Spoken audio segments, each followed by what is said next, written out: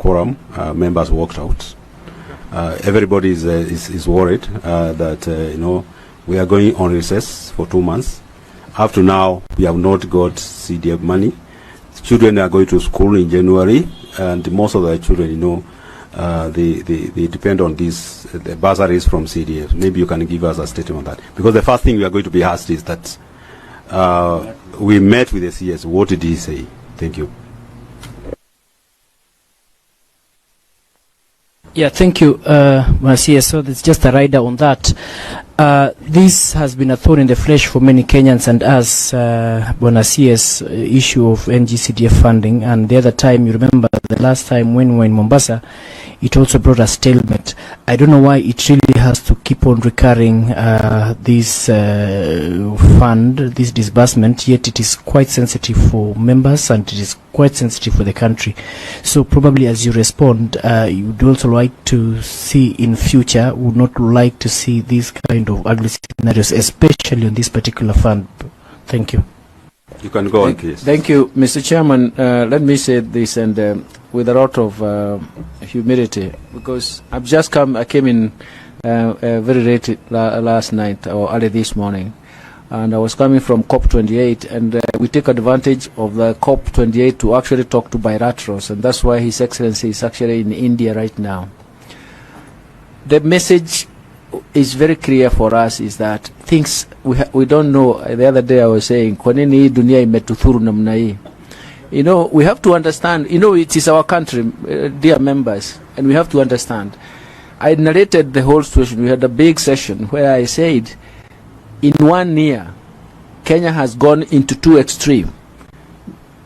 There's a severe drought, and now there is El Nino. In both cases, we have reallocated budgets, a supplementary budget, and recurrent budget, and even development budget to save lives in both cases.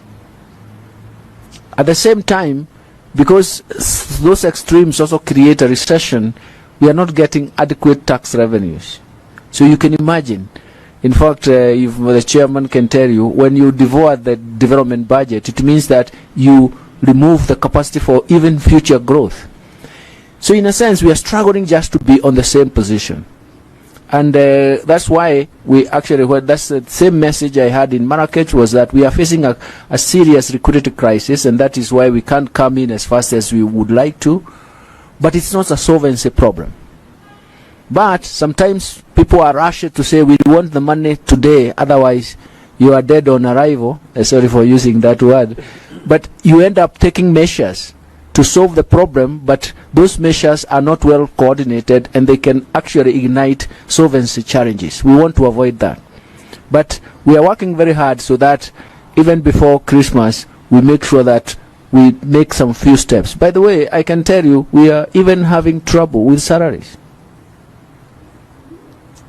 We are clearing salaries with arrears. Okay?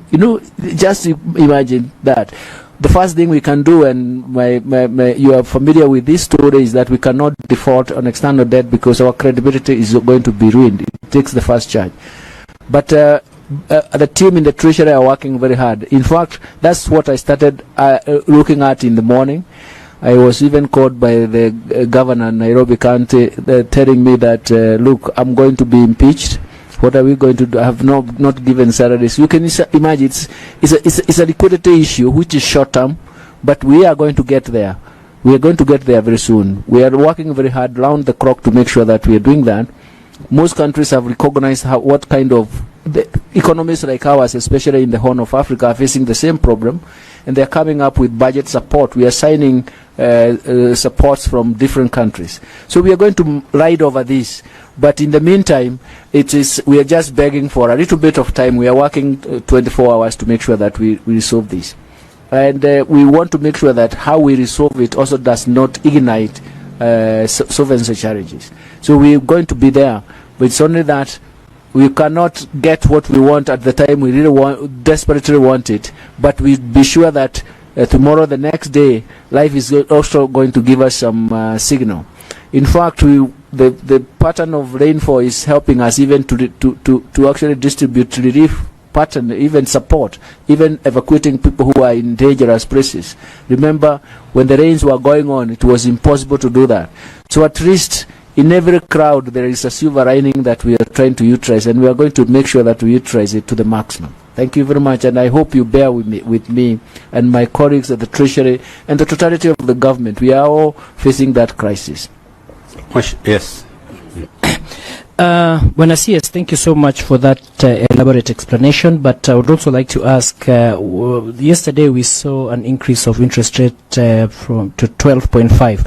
What is the effect on the domestic debt in that rise? Thank you. Yes, Mheshimiwa. Yes. Thank you, Chair.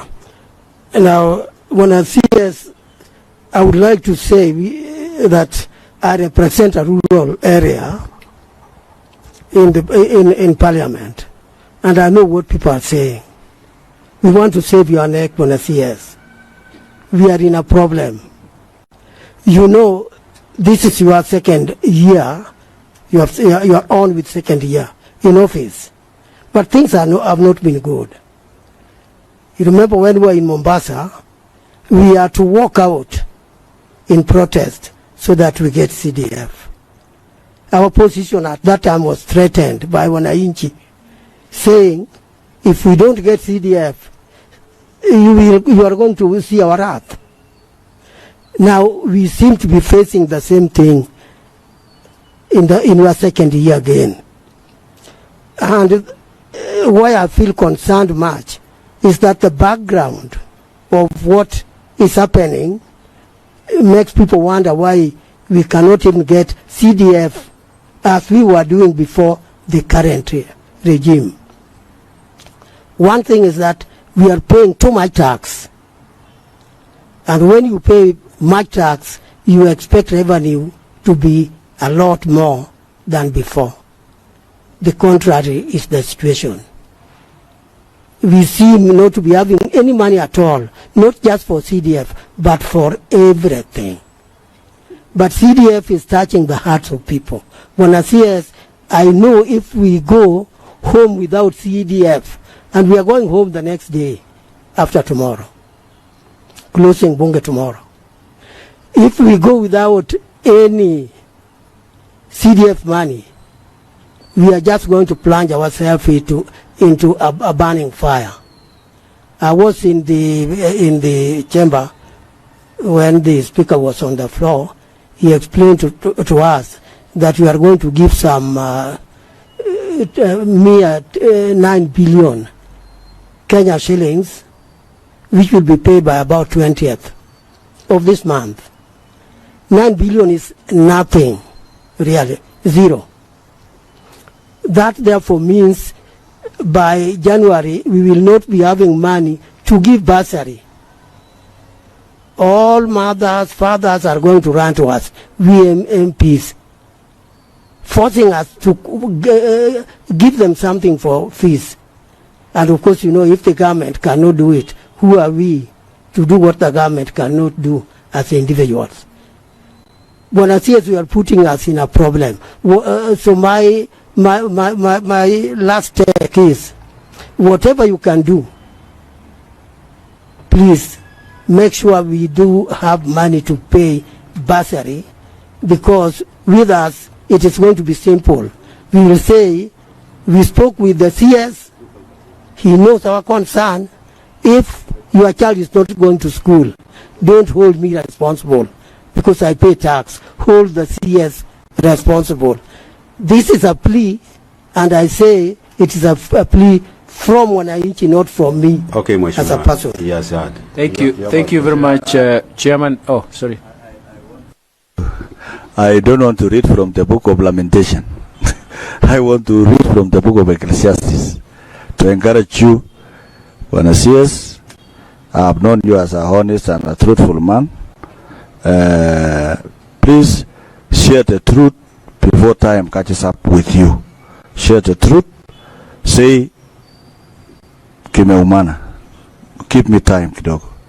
You will be able to sort out the problem. With a pledge of about 9 billion, if it is shared by the 290 constituencies, you will get about 30 million or 20 something million per constituency for bursary. I want to encourage you that now we are done with 844. So the class 8 exams, they have no chance of repeating because the curriculum behind them is completely different. So all of them must proceed to high school. What does that mean? It implies that there will be need of bursaries for many Kenyan children because they can't go back there.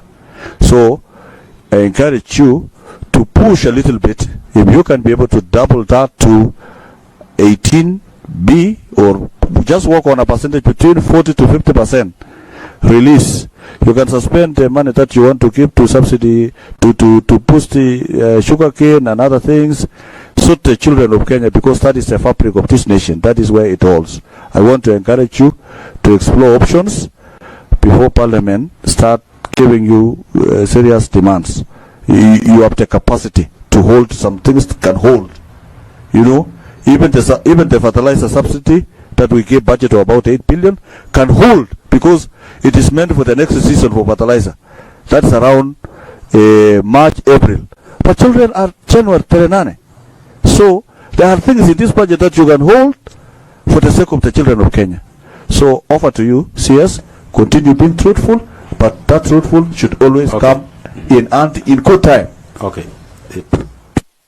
Thank you very much, and I've heard you, I've listened to you.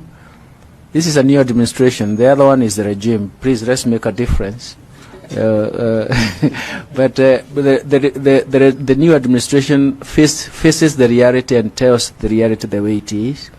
But we are also sure that the world has mistreated us quite for 1 year. You can see the extremes. But let's hold on. We are trying to everything, just like you have said. Anything that is possible that can be done will be done to make sure that we don't get into that situation. The second one is that, Mheshimiwa, everybody is complaining that the exchange rate depreciation is actually feeding into domestic crisis, which is pushing inflation. You have seen the question I was asked in your committee the other day, Mr. Chairman, why are we coming to the supplementary in the first quarter? What didn't you know? And I gave 2 examples. One is the devastating consequences of what we are facing, but the other one was actually the exchange rate movements and international interest structure is actually amplifying our external debt repayments and had increased our debt by 145 billion. That is close to 0.9% of the GDP, and it was threatening to raise our deficit from 4.4 to 5.3, which was unacceptable.